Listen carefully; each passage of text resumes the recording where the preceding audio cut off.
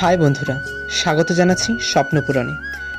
প্রথমেই বলে রাখি, তোমরা সবাই কেমন আছো? আশা করছি ভালো আছো। আমিও ভালো আছি। আজকে আমি যাচ্ছি ড্রয়িং ক্লাসে। ড্রয়িং ক্লাসে গিয়ে আমি কি আর্ট করব আর আগে কি আর্ট করেছি সেগুলো শেয়ার করব।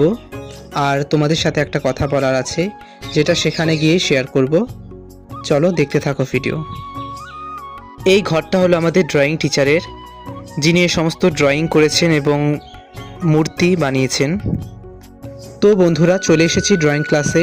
এখানে আমরা মোট 20-25 জনের মতো ড্রয়িং শিখি। বন্ধুরা, এগুলো আমি আগে আর্ট করেছি।